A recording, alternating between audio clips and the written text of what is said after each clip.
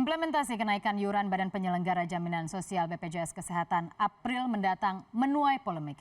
Apa dibalik kenaikan iuran BPJS? Mengapa pemerintah bersikukuh menaikkan iuran BPJS Kesehatan? BPJS Kesehatan jadi sorotan. Saya ulas lebih dalam untuk Anda.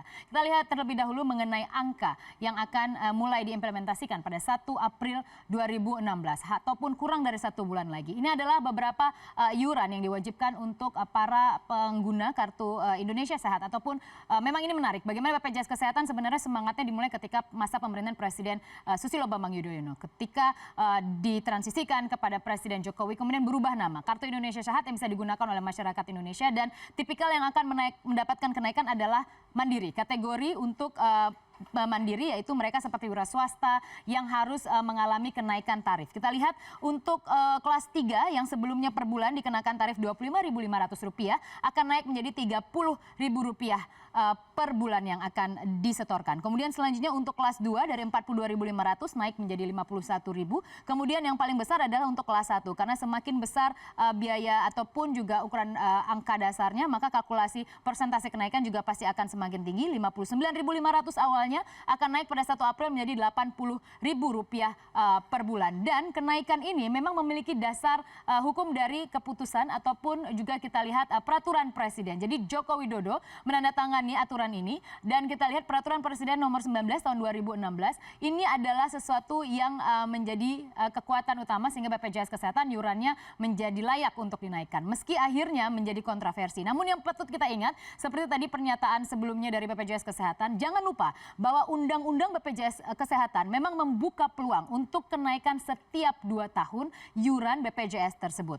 Dan kita tahu juga ini hampir sama dengan kenaikan tarif tol yang memang diimplementasikan secara berkala. Kenaikan 2 tahun pasti akan dilakukan dan hanya saja ini baru dinaikkan kali ini. Namun ini tampaknya membuat banyak orang beropini, kemudian banyak orang mengkritisi mengapa Presiden Jokowi menaikkan sekarang di tengah lesunya ekonomi. Salah satunya adalah YLKI yang akhirnya mengkritisi keputusan peraturan Presiden nomor 19 tahun 2016. Namun ada dasar mengapa pemerintah akhirnya menaikkan iuran BPJS Kesehatan utamanya untuk kategori mandiri tersebut. Yaitu sejak tahun 2014 menurut YLKI ada defisit yang harus ditanggung oleh pemerintah sebesar 7 triliun rupiah. Sempat juga disuntikan dana oleh pemerintah melalui penyertaan modal negara namun tampaknya tidak begitu cukup. Sepertinya something wrong with the management. Jadi ada sesuatu yang memang harus diperbaiki, yang harus dievaluasi karena ini akan berkaitan dengan hal yang akan saya bahas di akhir, dilema iuran BPJS. Ada angka keekonomian yang patutnya memang kita toleransi.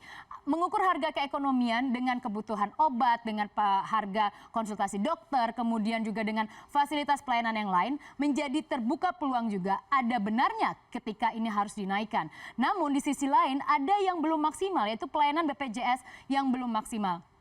Tahun 2014, tahun 2015 ketika saya mengcover mengenai BPJS di awal ketika itu menyatakan ada defisit dokter, kebutuhan dokter yang juga harus dipertimbangkan oleh pemerintah. Itu masih dari segi dokter saja. Belum kita berbicara mengenai infrastruktur, baik laboratorium, kemudian kebutuhan-kebutuhan yang lain. Belum lagi kita berbicara mengenai kebutuhan obat.